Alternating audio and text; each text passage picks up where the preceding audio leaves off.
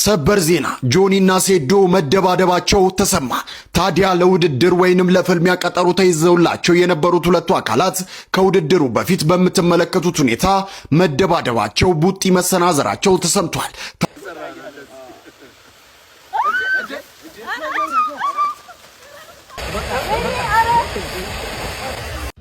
ሰሞኑን በተደረገው በብሔራዊ ቦክስ ጨዋታ ላይ የነበረው ግርግር እንግዲህ ሁላችሁም አይታችሁታል። ዳኛ እስከ መምታት ደርሶ ነበር። ዳኛው የተመታበት ወይም ደግሞ ለዳኛዎቹ የነበራቸው ክብር ልክ አይደለም። ዳኛ በዚህ መንገድ እንደዚህ አይደረግም። ከዚህ በኋላ አንድ ወንድ ካንቺ ጋር ለመሆን ምን ያክል ብር መስራት አለበት? በወር ነው? በወር ማለት ወራዊ ገቢ ሳይሆን ነጋዴ ነገር ግን ብዙ ብር። ምን ያክል ነው? ብዙ ብር ላይ 500,000 በአንድ ፎቶ ህይወቷ ሊቀየር ነው። የዚች ልጅ ውበት እንግዲህ በማህበራዊ ሚዲያ ላይ ከበርካቶች አድናቆትን እየተቸራት ይገኛል።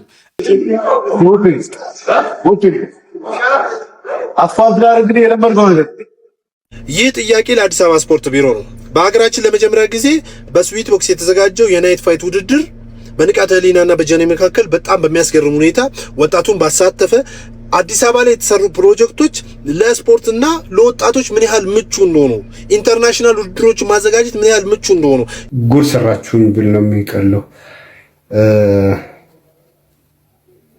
እኔ ማቀው ሲያገኙኝ ጓደኞች የሚያደንቁኝ ሰዎች ሲያገኙኝ በስራም ቦታ በመንገድም ሲያገኝ እንወድሃለን እናደንቅሃለን ሲሉኝ እኔ ደግሞ ቴንኪዩ አመሰግናለሁ እያልኩ።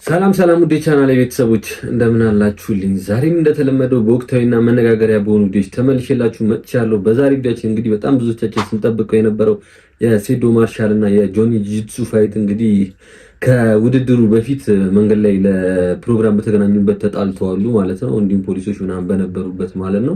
ይህን ጸብ ለምን ማድረግ አስፈለገ? የብዙዎችን አስተያየት የምናቀርብ ይሆናል። እንዲሁም ከውድድር ውጭ በጣም ከስፖርታዊ ስነ ምግባር ውጭ የሆኑ ነገሮች እየታዩ ይገኛሉ። እነሱንም የምናይ ይሆናል። ወንድሙ ጅራም እንግዲህ በጣም የሆነ የሚያስፈልገው ነገር አለ። በጣም ብቸኝነት እየተሰማው ነው። እስቲ ምንድነው የሚለው ቪዲዮ ላይ ተነሳ አስተያየታችን እንሰጣለን። ሌላም የተለያዩ በጣም ብዙ ቪዲዮዎች አሉ። እስከ ቪዲዮአችን መጨረሻ ድረስ አብራችሁን ቆዩ። ለዚህ ቻናል አዲስ ሆናችሁ ይህን ቻናል ሰብስክራይብ በማድረግ ቤተሰቡን ሰብስክራይብ አድርጉና ቤተሰቡን እንዲሁም ቪዲዮቻችንን እንደምትወዱ ስለማልጠራጠር ካርጋችሁ ጀምሩት። ላይክ ማድረጋችሁ ለብዙ ሰው እንዲደርስልኝ ስለሚያግዘኝ ለእናንተ ደግሞ ላይክ ማድረግ በጣም ቀላል ነገር ነው። ላይክ አድርጋችሁ ቪዲዮቻችንን ጀምሩት። ሀሳብ አስተያየቶቻችሁን ኮሜንት ላይ መስጠት እንዳትረሱ። ወደ መጀመሪያው ቪዲዮ እንለፍ። በአንድ ፎቶ ህይወቷ ሊቀየር ነው። የዚች ልጅ ውበት እንግዲህ በማህበራዊ ሚዲያ ላይ ከበርካቶች አድናቆትን እየተቸራት ይገኛል። እኔም ስለሷ እንግዲህ አንድ ቪዲዮ ሰርቼላችሁ ነበረም። ታዲያ አሁን ላይ ህይወቷን የሚቀይር አስደሳች የተባለ እድል እንደመጣላት ከቪዚት ከምባታ ተሰምቷል። ምስክር ከበደ በተባለ ፎቶግራፈር አማካኝነት በማህበራዊ ሚዲያውን ያጥለቀለቀው የኤልሳቤት ደስታ ምስል አሁን ላይ ከአድናቆት አልፎም ህይወቷን የሚቀይር እድል እንዳመጣላት ተነግሯል። ቪዚት ከምባታ እንዳጋራው በአሁኑ ወቅት ከበርካታ ሰዎች የእናግዛት ጥያቄና ከተለያዩ ዓለም አቀፍ የሞዴሊንግ ድርጅቶች የተለያዩ መልእክቶች እየደረሳቸው እንደሚገኝ አስታውቀዋል። እናም ቪዚት ከምባታ የመጣላትን ታላቅ እድል ሳታባክን በአግባቡ እንድትጠቀምበት አስፈላጊውን ድጋፍ እንደሚያደርጉላት አስታውቀዋል። እኛም ትልቅ ቦታ ላይ ደርሳ ሀገሯን እንደምታስጠራ እምነታችን ነው።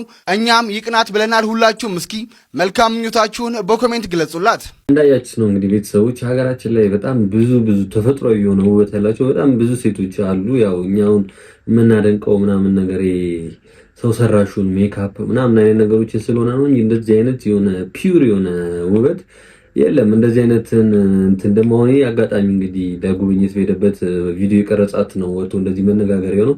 እንደዚህ አይነት ደግሞ በጣም ብዙ ይኖራሉ። አሁን ይችኛዋን ግን ትልቅ ደረጃ እንድትደርስ እንግዲህ አስቡት። ቁመቷ፣ መልኳ፣ ጥርሷ፣ ሁሉ ነገሯ በጣም በቃ ፐርፌክት ነው። ለሞዴሊንግ የሚሆን ነው።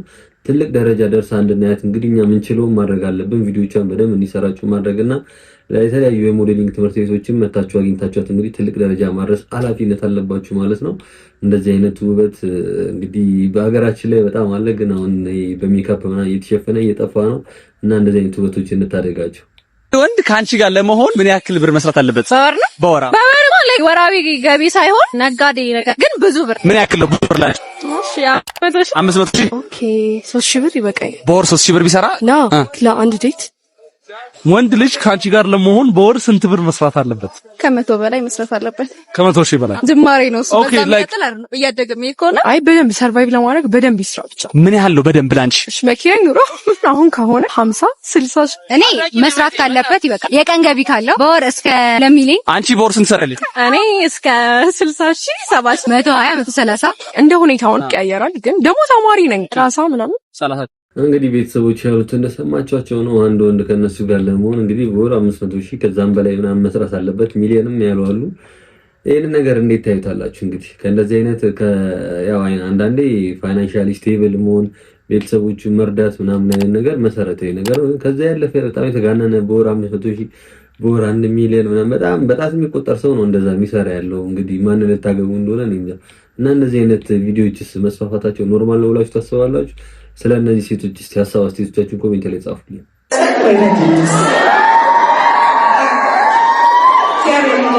ፍቅር ናችሁ። ሀገራችንን ሰላም ያደርግልን፣ ፍቅራችንን ያብዛልን፣ ሰላሙን ያውርድልን። ዳጊ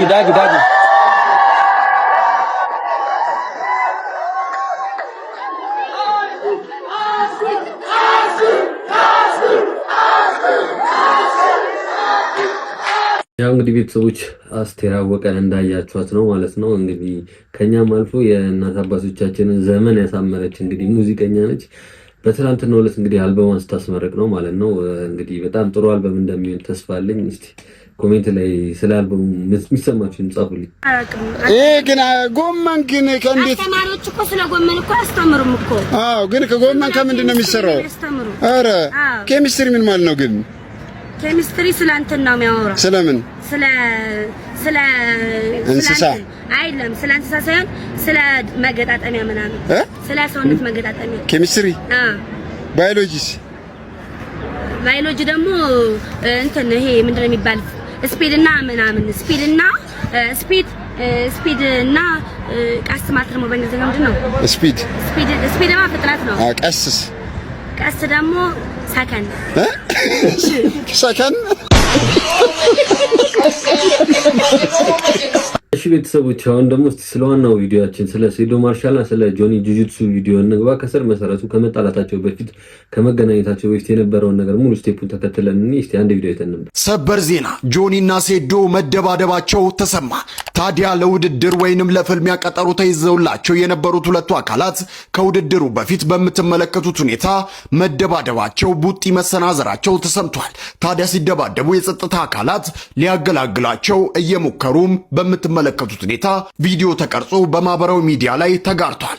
ታዲያ ሁለቱ አካላት የጸባቸው መንስኤ ወይንም የድብድባቸው መንስኤ እንደተገለጸው ከሆነ ጆኒ ሴዶን ከኋላ ይዞ ለመቆለፍ በሞከረበት ወቅት ሁለቱ አካላት መያያዛቸውና መደባደባቸው ተሰምቷል። ታዲያ ይህም ነገር የተፈጠረው በአንድ ቦታ ላይ ችግኝ እየተከሉ በነበሩበት ወቅት ነው። ዋጓን ስጣ ዝም ባለ አፍ ዝም ባይገባ በፍቅር መሃል እኔ ጣልቃ አልገባ። ቢሆንም ይሆናል አዎ ባይሆንም አይሆንም። ቢማርቄስ ነው እንጂ ሰው መላክ አይሆንም። ቴዲዮ አወዛጋቢው ተወዛጓል ዘጋቢው ማነው አስተማሪው የሰራ ከታዳጊው መጨነቅ መጠበብ ለጠጅ ብቻ እኮ ነው። ከጠላ መድኃኒት እኮ ተወት ማድረግ ነው። ከሚዲያ ይሉኛል ብዙ ጊዜ ጠፋ አልበሜን ለመጨረሽ ስለፋ እኔ ብቻ ነኝ እያለ ቡራውን ሲነፋ አሁን መጥቻለሁ ነኝ ቴዎድሮስ አሰፋ።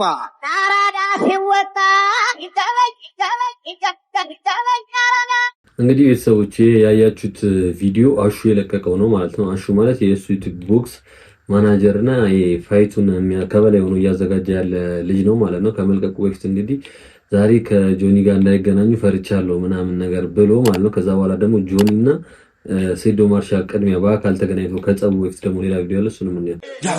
ያዘው አንቀርም ስተሰተልኩም ሳናሲሰው ጥቁ በጭራሽ አንቁ ሳናሰኛው በደግፋው ስንፋችን እዚሁ እናንተ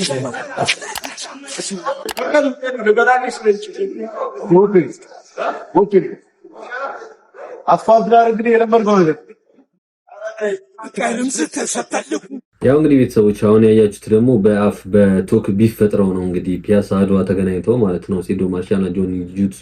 ከዚህ በኋላ ነው እንግዲህ ትክክለኛው ጸብ የተነሳው ማለት ነው። ጆኒ ጂጁትሱ ከኋላ መጥቶ ወገቡን ይዘውና ጸብ ይጀምራል ማለት ነው። እስቲ ቪዲዮ እንያ።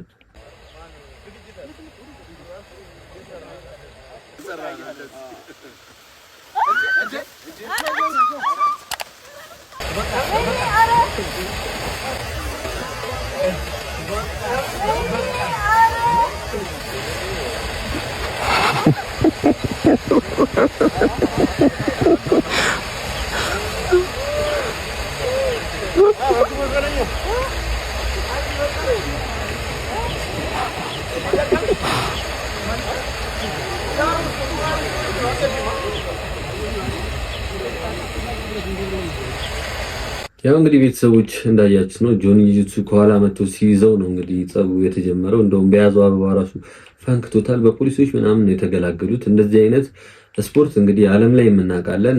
ከመጀመሪያው ከስፖርቱ ከግጥሚያው በፊት የተለያዩ ነገሮች ይፈጠራሉ ምናምን፣ ነገር ግን ከስፖርት በኋላ ሰላም ተባብለው ተጨባብጠው በሰላም ነው የሚለያዩት ምናምን። እኛ ሀገር ግን በጣም እንደዚህ አይነት ነገሮች እየበዙ ይገኛሉ። እንደውም ገና ከመጀመሩ ስፖርቱን እያቀጨጨ ያለ ነገር ነው። እንደውም ዳኞችን እስከ መምታት እዛው እርስ በርስ እስከ መጣላት ምናምን አይነት ነገር። ይሄ ደግሞ ስፖርቱን የባሰ ይገድለዋል። ማደግ ያለበትን ያክል እድገት እንዳይኖረው ያደርገዋል። እስቲ በዚህ ላይ ጌታቸው የሰጠው አስተያየት አለ። እስቲ እሱንም አይተነው እንምጣ። ሰሞኑን በተደረገው በብሔራዊ ቦክስ ጨዋታ ላይ የነበረው ግርግር እንግዲህ ሁላችሁም አይታችሁታል። ዳኛ እስከ መምታት ደርሶ ነበር። ዳኛው የተመታበት ወይም ደግሞ ለዳኛዎቹ የነበራቸው ክብር ልክ አይደለም። ዳኛ በዚህ መንገድ እንደዚህ አይደረግም። ከዚህ በኋላ እንደዚህ የሚያረጉ ክለቦች ወይም የተጫዋቾች ደጋፊዎች ምናምን ተጫዋቾቹን እስከ ማስቀጣት ከክለቡ ጋር እስከ ማስቀጣት ማድረስ አለበት። እንግዲህ ፌዴሬሽኑ ይሄን ነገር ምን ላይ ማድረግ እንደአሰበ አላቅም። ነገር ግን እኔ የነበረው ግርግር ኤክሴፕት ዳኛውን ከዳኛው ጋር ከነበረው ችግር ውጪ የነበረው ግርግር በሙሉ ጸቡ በሙሉ እኔ ፖዚቲቭሊ ነው ማየው። ያ ማለት ቦክሱ እየተሄደ እንደሆነ እንዴት እንዳደገ የሰውን አቴንሽን እንደያዘ ነው ያሰብኩት እኔ። ስለዚህ ብዙዎቻችሁ ይሄ ነገር እንዴት ይደረጋል ብላችሁ ስትቃረኑ ያለው ነገር ግን እናንተ ይሄ የባህላዊ ወይም ደግሞ ወደ ኋላ ቀረት ያለ አስተሳሰብ አይኖራችሁ። ያ ማለት ደግሞ ነገም ከነገ ወዲያም ድብድብ ይፈጠራል ማለት አይደለም፣ ወይ መፈጠር አለበት ማለት አይደለም። ልክ አይደለም። ነገር ግን ቦክሱ ያለውን ነገር የሆነ ጥሩ ነገር እየመጣ እንደሆነ ስለሚያሳይ እኔ ፖዚቲቭሊ እንዳየሁት ነገራችሁ ፈልጌ ነው። ታንክ ዩ። ያ ማለት ደግሞ ነገ ተደባደቡ እኔንም እንዳደበድቡኝ ደግሞ። ያው እንግዲህ ቤተሰቦች ጌታቸው የተናገረው እንደሰማችሁ የስዊት ቦክስ መስራችና ባለቤት ማለት ነው ከዳኛውን ከመደብደባቸው ውጪ ሌላውን ነገር ፖዚቲቭሊ ነው ማየው ብሏል። እኔ እሱን ራሱ እንዴት ፖዚቲቭሊ ሊያየው እንደቻለ አልገባኝም። በቃ እዛች ጋር ሪንግ ላይ ገብተው ከሚወዳደሩት ውጪ ተመልካች ገብቶ እስከ መጣላት ደረጃ ከደረሰ ይሄ ለስፖርቱ ማደጉን ፍቅሩን አይደለም የሚያሳየው። በቃ ምን ያክል ህዝቡ እነዚህ አይነት ነገሮችን የመቀበል አቅሙ ዝቅተኛ እንደሆነ ነው እንጂ በጥሩ መንገድ ላየው አልችልም። እናንተ እስቲ ምን ታስባላችሁ? እዚህ ላይ ኮሜንት ላይ ጻፉልኝ። ሊጀምር ነው። ተደበቅ በእናትህ። ይኸውልህ ቀስ ብለህ ነው የምመጣው። አክሽን ስልህ ትመጣለህ። በቃ 1 2 3 አክሽን።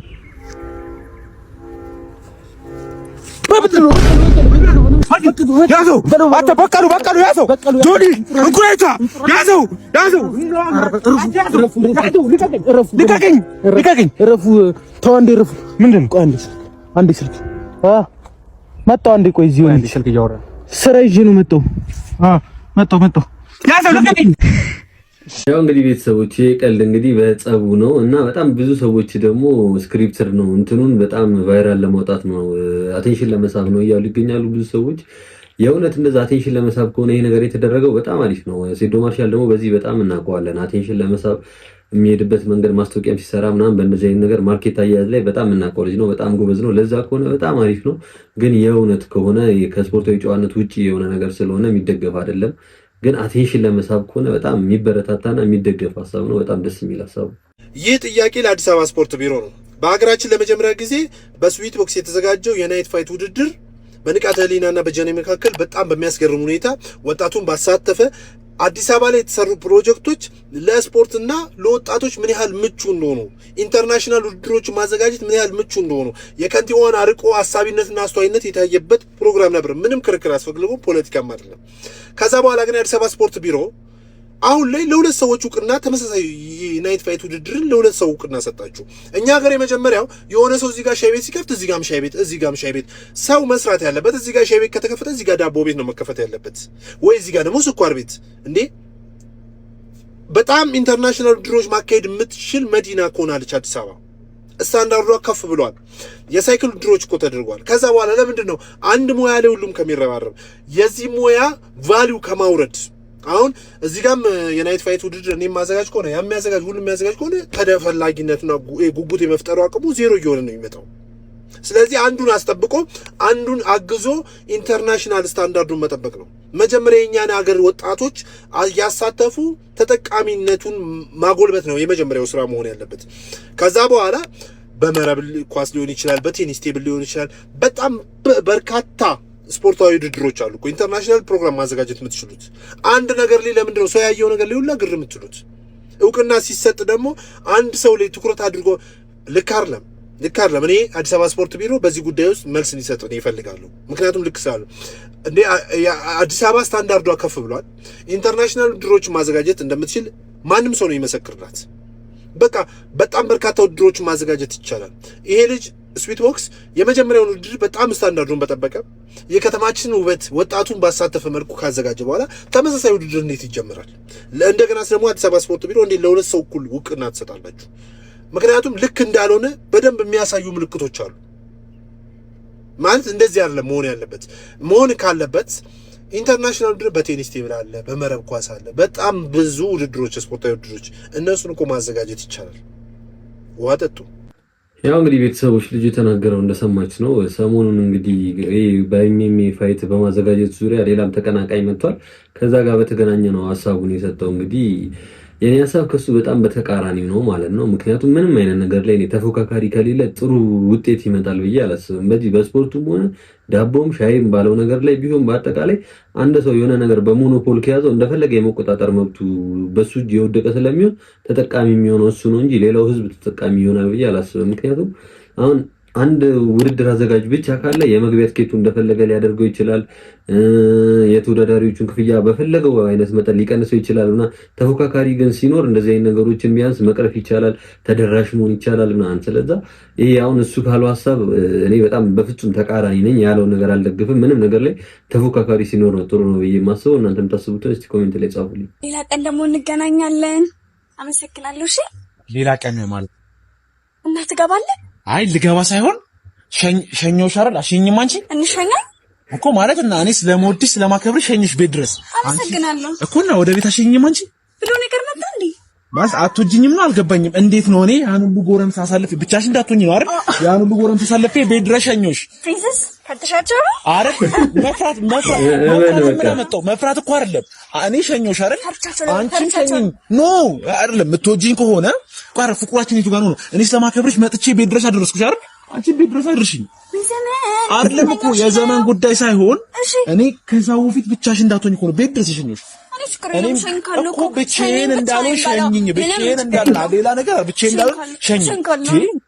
አዩበት አፍቅሬ ተሰቃየሁበት። አባቢ መላይ በሉኝ የኔ ልጅ ቆየ እኮ እስከ ዛሬ። እንካስ ኪችን ነገር አርግባት። ይሄ ላርግባት በተነፊቷ ላይ በፍቅርህ ጠብ እርግፍ ነው የምትጠብ ትላለች። እርግፍ አይ ወይ እሺ እግዚአብሔር ይስጥልሽ።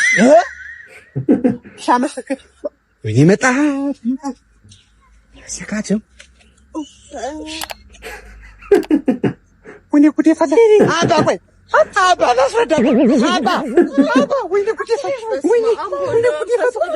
ወንድሜ ወደ ቤላ አስረዳ ወይኔ ጉዴ ፈላ። አባቴ ወንድነትን ተጠቅመህ የምችለውን አሞክረህ ምን አሰቃየህ? የማይሆን አካሄድ ምን አስኬደ? አርፈህ ትክክለኛውን መንገድ ሞክረህ ካልሆነ ሽፍት ማድረግ ነው ወደ ሌላው አደም። ዳራሽ ግቢ እዚህ ጋር ዳራሽ እዚህ ጋር ምልክት አይታየም ነው? ከ20 በላይ መፈጣጠን አይቻልም የሚለው ለማን ነው? ለኔ ነው። ራዳሪ ዘርስ እኮ ምን አሻንጉሊት ነው አይደል? ምን መስራት ነው? ደግረኛ ተጀመረ እንዴ? አሁን ተጀመረ። ዛሬ ነው የሰማሽ? የኔና ምን ማለት ነው? ምናምን አትበይ። ጾም አናድር እንግዲህ የኔና ቶሎ አምጪ መታወቂያሽን እዚህ ጋር አውጪ። ሲጀመር እዚህ ጋር መቆም እንደማይቻል አላወቅሽም ነው እንዴ? እራስህ እኮ ነው ያስቆምከኝ። ህግ ነው የኔ እናት፣ ደንብ ነው። ቶሎ አምጪ። ለዚህኛው 35,000 ብር ጽፍልሻለሁ። አዎ በዛ ላይ ደግሞ ተንጫጫሽብኝ የመጨረሻ።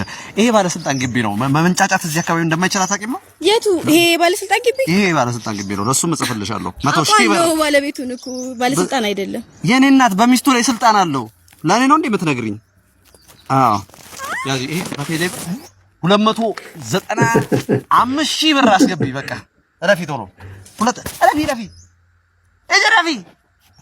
ጨምላቅ ነይ እያያ አይዘኝም ብለሽ ቆይ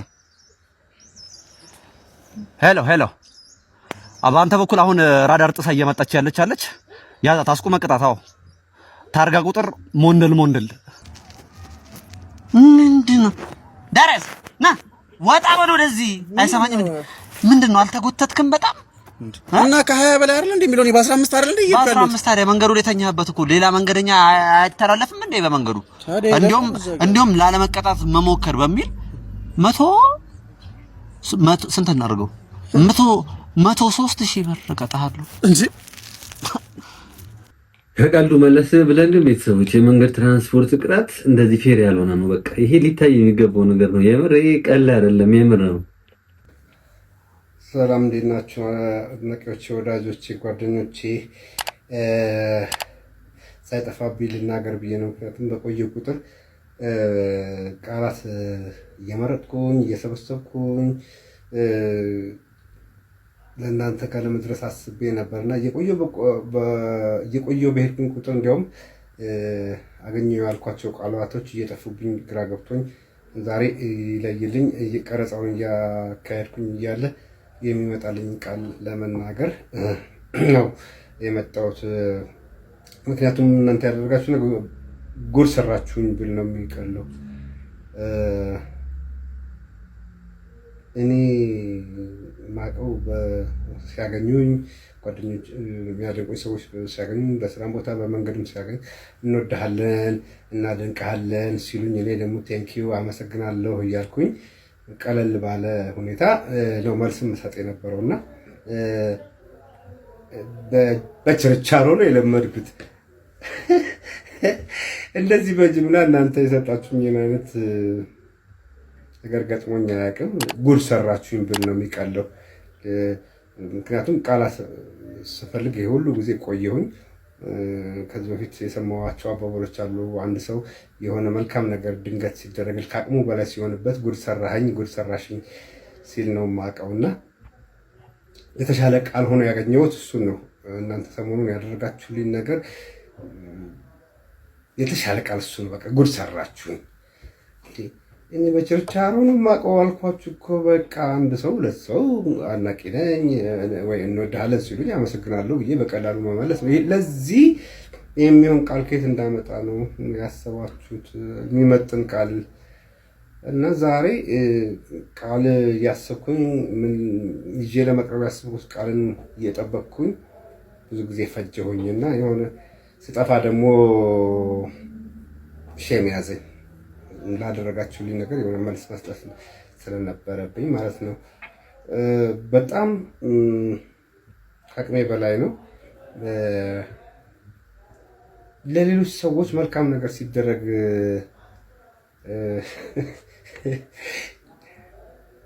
ሰዎች ለሌሎች ሰዎች መልካም ሲያደርጉ ሳይ ነው እኔ የማውቀው። እንደሱ ስመለከት ራሱ እንባ ነው የሚቀድመኝ። በሌሎች ሰዎች ያየሁት ነገር እንባ የሚቀድመኝ ከሆነ ለእኔ ሲደረግ ደግሞ ምን እንደሚሰማኝ የመግደል ሙከራ ነው ያደረጋችሁብኝ ብል ነው የሚቀለው። ሲሪየስሊ I don't know ምን እንደምል።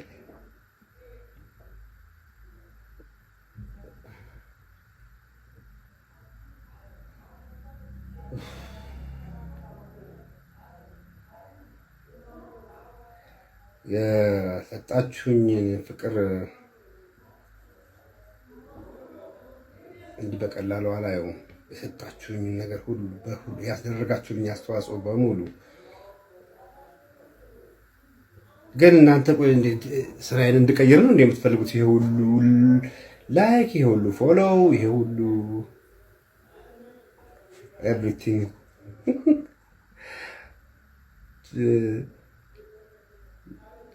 የሰጣችሁኝ ፎሎው፣ የሰጣችሁኝ ላይክ፣ የሰጣችሁኝ ኤቭሪቲንግ ሌሎች የቲክቶክ ቤተሰቦች ያንን ለማግኘት በጣም ብዙ እንደሚለፉ አይቻለሁ።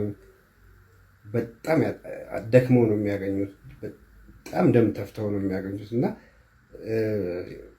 በቀላሉ አላየውም። የሰጣችሁኝ ከፍቅሩ በተጨማሪ የሰጣችሁኝ ፎሎ እና ምናምን ምን እንደማደርገው አላቅም። ነግራችኋለሁ። ለቲክቶክ አዲስ ነኝ፣ ግን እድሉ መባከን እንደሌለበት ግን ይሰማኛል። ከዛ ውጭ ግን ገና ጀማሪ ቲክቶከር ነኝ። ፖስት ማድረግ ምናምን ራሱ እየተለማመድኩኝ ነው። የመጀመሪያ ቪዲዮ አይታችሁት ከሆነ እንደዚህ ብዬ የተነሳሁት ፎቶ ፖስት አደርጋለሁ ብዬ ነው። ምኑ እንደነካካሁት አላውቅም። ፖስት የተደረገውን ሳየው ከፎቶ ላይ የሆኑ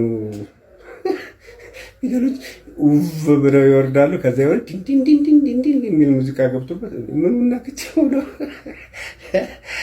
ብዬ ሁሉ ስቄያለሁ በራሴ። አሁን ግን ገብቶኛል። በነገራችን ላይ ምን ነክቼ እንደዛ እንደሆነ አውቄያለሁ። እና ሰዎች ጥረው ግረው ለፍተው ደም ተፍተው የሚያገኙትን እድል እንደሰጣችሁኝ አውቃለሁ። የሆነ ነገር ምክንያት ሊሆን ይችላል። እኔ ቲክቶክ ውስጥ ጥልቅ ብዬ መግባት ምናምን እቅዴ ምናምን አልነበረም፣ ግን ይሄ እድል መባከን እንደሌለበት አውቄያለሁኝ። ለሌሎች ሰዎች ሲደረግ አለቅሳለሁ ብያቸዋለሁ። እንኳን ለእኔ ተደርጎልኝ። ሲጀመር ተፈጥሮ ያልቃሻ ነው። ፊልም እያየው ራሱ ምናምን ነው የምለው። ደግነቱ ብቻዬን ነው የማየው።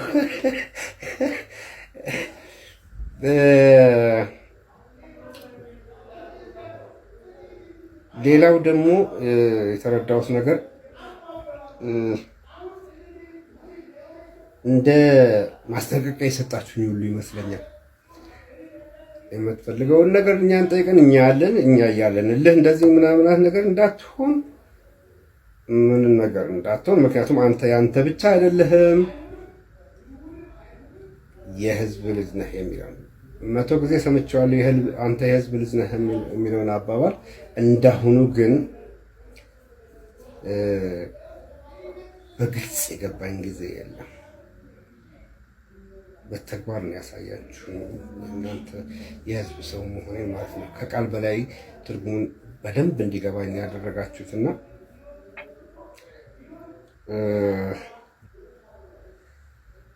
ስራ እንድቀይር ግን የፈለጋችሁ ይመስላል። የሰጣችሁኝ ፎሎ፣ ላይክ፣ ኮፒ ሊንክ ቃላቶችን ገና በደንብ አላጠናኋቸው። ሼር ምናምን አንድ ፕሮፌሽናል ቲክቶከር ያለውን አይነት መጠን ያለው እንትን የሰጣችሁኝና እኔ እንጃ ስራ ልታስቀይሩኝ ያስባችሁ እንደሆነ አላቅም። እንግዲህ በእድሜ ትልቁ ቲክቶከር ልታደርጉኝ ፈልጋችሁ እንደሆነ አላቅም። ኤኒዌይስ ምን እንደማደርግበት ምናምን መባከን እንደሌለበት ድል አውቃለሁ። ለዚህ አልተዘጋጀሁም። ግን እስከዛው ከእናንተ ጋር ለመገናኛ ለምናምን እየተጠቀምኩኝ ወደፊት ደግሞ መሰጣችሁኝ እድል ምን እንደማደርግበት አስብበታለሁኝ። ያቺ የተለመደችዋን አመሰግናለሁ ልበላችሁ። ያው እንግዲህ ቤተሰቦች ወንድሙ ጅራ የተናገረው እንደሰማችሁት ነው። ከዚህ በፊት ሌላ ቪዲዮ ሰርቶ እሱን ቪዲዮ አቅርቤላችሁ ነበር። በጣም ዲፕሬሽን ውስጥ ነኝ እና ቲክቶክ ቢጀምር ብታግዙኝ ምናምን ከእንደዚህ አይነት ነገሮች ልወጣ እችላለሁ ባለው እንትን በጣም ብዙ ሰው ድጋፉን አሳይቶታል፣ ፍቅሩን አሳይቶታል። ያንን ደግሞ በጣም ከአቅሜ በላይ ነው። እንዴት እንደምከፍለው ራሱ አላቅም። መጥፋት የራሱ ጥፋት መስሎን የታየኝ እስከ ማለት ደረጃ ደርሷል ማለት ነው። ግን ይሄ ለወንድሙ ጅራ በጣም ሲያንስበት ነው። ስንት ስራ ለሰራ ሰው እንግዲህ እንደዚህ ላይክ ማድረግና ፎሎ ማድረግ በጣም ትንሹ ትብብር ነው ብዬ ነው ማስበው። እንደውም ማስታወቂያ የምታሰሩ ሰዎች ራሱ ማለት ነው በጣም ሌሎች እንደምታሰሩት ሁሉ እነዚህንስ ለምን ትፈሯቸዋላችሁ መሰለኝ። ደፍሮ ማሰራቱ ምናምን ማስታወቂያውን አንድ ማስታወቂያ በ100,000 ብርና በ200,000 ብር በሚሰራበት ሰዓት እነዚህ ሰዎች በጣም ይጠቅማቸዋል። አሁን ያን ያክል እኛ የምንሰጣቸውን ያክል ስታተስ ደረጃ ላይ አይደለም ያሉትና ማስታወቂያ በ100 ሺህ እና በ200 ሺህ ብር ብናሰራቸው በጣም ይጠቅማቸዋል። ተደራሽነታቸውም ደግሞ በዛ ነው ልክ ነው በሌላ ሰው ከምታሰሩት በላይ ማለት ነውና ማስታወቂያ የምታሰሩ ሰዎች እንደዚህ አይነት ሰዎችን ብታያቸው ብዬ አስባለሁ። ለወንድሙ ጅራይም ሲያንስ ነው። ለማንኛውም ውድ ቻናሌ ቤተሰቦች ለዛሬ ይዤላችሁ የመጣቸው ቪዲዮዎች እነዚህ ነበሩ። ቁም ነገር ነጨብጣችሁባችሁ አልጠራጠርም። እስካሁን ድረስ አይታችሁ ቤተሰብ ካልሆናችሁ ቤተሰብ መሆን እንዳረሱ፣ ቪዲዮአችንም ላይክ ካላደረጋችሁ ላይክ ማድረግ እንዳረሱ። እስካሁን ድረስ ግን ላይክ ሳታደርጉ ቁጭ ብላችኋል ብዬ አላስብም። ሀሳብ አስተያየቶቻችሁን ኮሜንት ላይ ጻፉልኝ። በቀጣይም በተለያዩ ቪዲዮዎች ተመልሼላችሁ እመጣለሁ። እስከዛው ድረስ ይመቻችሁ። ባይ